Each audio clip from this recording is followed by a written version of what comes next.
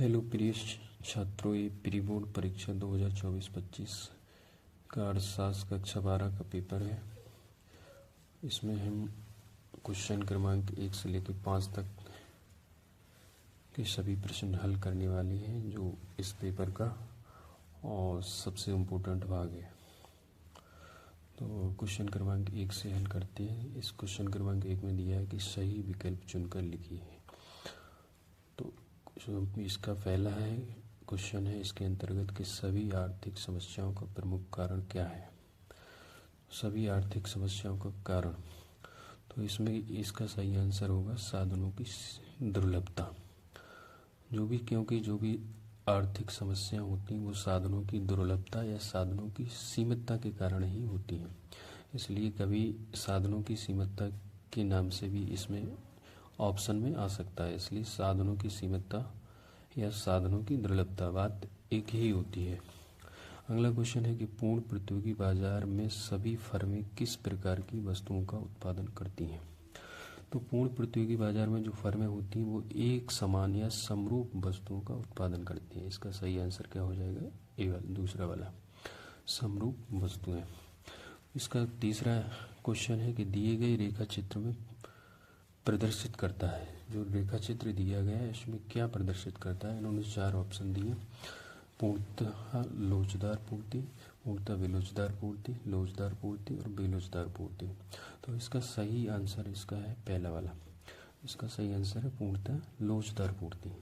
क्योंकि पूर्णतः लोचदार पूर्ति की परिभाषा ये होती है कि बोले जब कीमत में बिल्कुल भी परिवर्तन नहीं होने पर, यानी कि कीमत में बिल्कुल भी परिवर्तन नहीं होने पर उसकी मात्रा या पूर्ति में परिवर्तन हो जाता है, तो हम उसको क्या कहते हैं? पूर्णतः लोचदार पूर्ति कहते हैं। आप देख सकते हैं यह कीमत, ये क्या है? ओपी है, इसमें कोई परिवर्तन नहीं हुआ, पहले जैसी है। जब इसकी कीमत ओपी है तब भी इसकी जो पूर्ति है वो कितनी है? OQ1 है। और इसके बाद इसमें कोई परिवर्तन नहीं होता, फिर भी इसकी पूर्ति में परिवर्तन हो जाता है। ये OQ1 से कहाँ पहुँच जाती है? ये OQ2 पहुँच जाती है। तो जो इतना इसमें परिवर्तन हो जाता है, तो ये क्या है? ये पूर्णतः लोचदार पूर्ति। इसका सही आंसर पूर्णतः लोचदार पूर्ति। अगला क्वेश्चन है कि वह लाभ जो एक फर्म सामान्य लाभ से ऊपर अर्जित करती है क्या कहलाता है? तो वह कहलाता है अधिसामान्य लाभ। क्या कहलाता है? अधिसामान्य लाभ। इसका सही आंसर अधिसामान्य लाभ। अगला क्वेश्चन है कि सरकार द्वारा किसी वस्तु अथवा सेवा के लिए कीमत की निर्धारित न्यूनतम सीमा को क्या कहते हैं? तो इस निर्धारित न्यूनतम सीमा को कहते हैं MSP। इसका फुल फॉर्म होता है मिनिमम सपोर्ट प्राइस। जिसको हिंदी में बोलते हैं कि निम्नतम निर्धारित कीमत। तो इसका सही आंसर क्या हो जाएगा? निम्नतम निर्धारित कीमत। अगला क्वेश्चन है कि बाजार में वस्तु की कीमत उस बिंदु पर निर्धारित होती है जहां क्या होता है? जहां होता है बोले वस्तु की मांग और पूर्ति कैसी होती है? आपस में बराबर होती है। जहाँ वस्तु की मांग और पूर्ति बराबर हो जाती है वही वस्तु की कीमत निर्धारित हो जाती है। रिक्त स्थान दी हुई है, तो पहला इसका है कि बजट रेखा की प्रवणता कैसी होती है? तो इसकी प्रवणता जो होती है ऋणात्मक होती है। अगला है इसका कि उपभोक्ता की आय जैसे जैसे बढ़ती है निम्न स्तरीय वस्तुओं के लिए उसकी मांग कैसी हो जाती? घटती जाती है।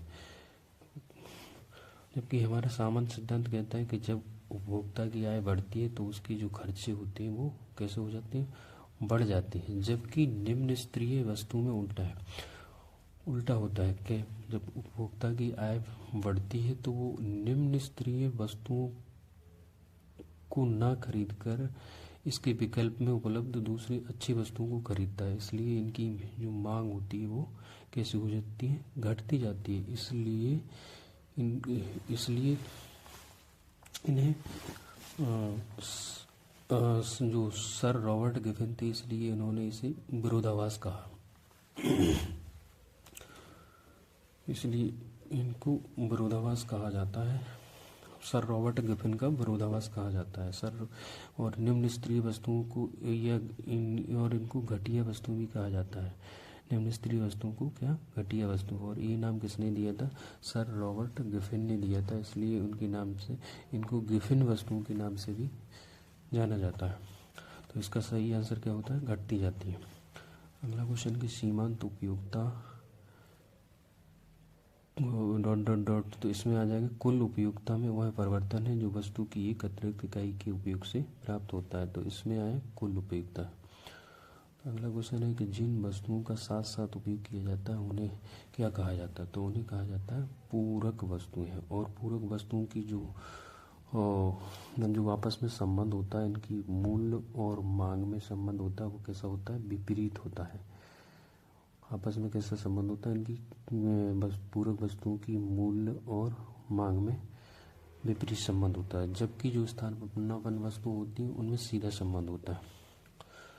अगला क्वेश्चन है कि कुल लागत कुल परिवर्ती लागत तथा स्थिर लागत का जोड़ होती है। क्योंकि कोई भी वस्तु बनाने के लिए हमें दो प्रकार की लागतें हम खर्च करते हैं, एक परिवर्ती लागत है, दूसरी स्थिर लागत। परिवर्ती लागतों को हम परिवर्तनशील लागतें भी वो कहते हैं।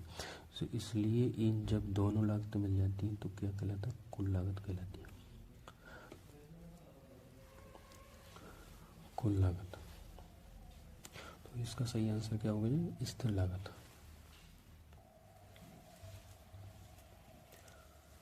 अगला क्वेश्चन नंबर 3 में सत्तासद दी हुई है। तो पहला सत्तासद है कि अल्पकाल में कुछ लागतों में परिवर्तन नहीं किया जा सकता। तो ये एकदम बिल्कुल सही है, क्योंकि जो अल्पकाल होता है हम उसमें लागतों को दो प्रकार से बांटते हैं, एक स्थिर लागत है, दूसरी परिवर्तनशील लागत। और जो इसलिए अल्पकाल में कुछ लागतों में परिवर्तन नहीं किया जाता, इसलिए कैसे होती हैं, कुछ अल्पकाल में स्थिर होती हैं, कुछ परिवर्तनशील होती हैं, जबकि जो दीर्घकाल में सारी की सारी लागतें कैसे हो जाती हैं, परिवर्तनशील। इसलिए ये एकदम बिल्कुल सत्य है।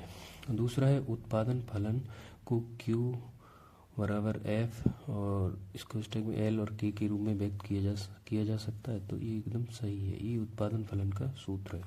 Q मात्रा को दर्शाता है, F फलन को दर्शाता है, और L और K, L माने होता है लेबर जो श्रम को दर्शाता है, K यानी कैपिटल या पूंजी जो पूंजी को दर्शाता है। तो ये एकदम बिल्कुल सही आंसर है। तीसरा है कि जॉन मेनार्ड कीन्स को आधुनिक अर्थशास्त्र के जनक के रूप में जाना जाता है।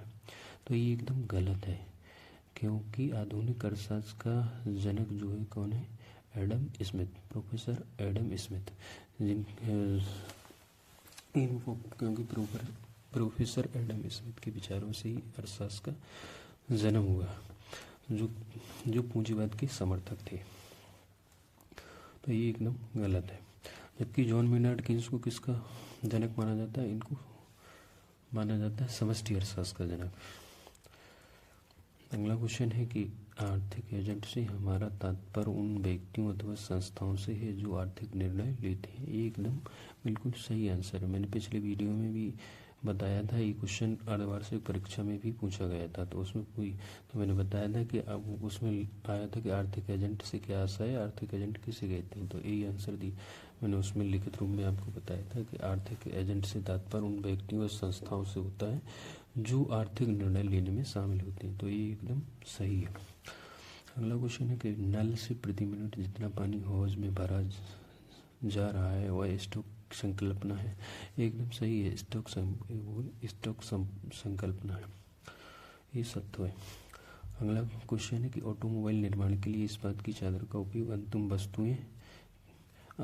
वस्तुएं कहलाती हैं। ये गलत है एकदम, क्योंकि पिछली बार मैंने बताया था अंतिम वस्तुएं और उपभोक्ता वस्तुएं क्या होती हैं। तो अंतिम वस्तुएं वो होती हैं जो उपभोक्ता अपनी खुद की आवश्यकताओं की पूर्ति के लिए खरीदता है, और जबकि मध्यम वस्तुएं वो होती हैं जो किसी उत्पादन प्रक्रिया के लिए खरीदी जाती हैं, उत्पादन प्रक्रिया में उपयोग करने के लिए खरीदी जाती हैं। तो जो भी चादर खरीदी जा रही, जो इस्पात की चादर वो काय में उपयोग के लिए खरीदी जा रही, वो ऑटोमोबाइल में निर्माण के लिए खरीदी जा रही। तो ये क्या है, ये मध्यम वस्तु है। जबकि ये अंतिम वस्तु क्या है, अंतिम वस्तु इससे जो चीज़ बनाई जाएगी वो अंतिम वस्तु होगी। तो ये एकदम गलत क्वेश्चन है। अब क्वेश्चन नंबर 4, क्वेश्चन नंबर 4 में सही जोड़ियाँ पूछी। सही जोड़ियाँ, पहला है वस्तु विनिमय। तो वस्तु विनिमय का सही आंसर है दोहरे संयोग की अवस्था, क्योंकि वस्तु विनिमय प्रणाली में क्या होता था, वस्तु के बदले वस्तु प्राप्त होती थी, इसलिए हमें इसमें क्या एक दोहरे संयोग की आवश्यकता होती थी। तो इसका राइट आंसर क्या है, 7 नंबर का। अगला क्वेश्चन है कि मुद्रा का प्राथमिक कार्य। तो मुद्रा का प्राथमिक कार्य क्या था, बोले विनिमय का माध्यम। जो मुद्रा है इसका प्राथमिक कार्य क्या है, ये विनिमय का माध्यम है। अगला क्वेश्चन है कि सीमांत उपभोग प्रवृत्ति। तो इसका आंसर है 5वां। अगला है कि सीमांत बचत प्रवृत्ति। तो इसका ये हो जाएगा आपका तीसरा आंसर।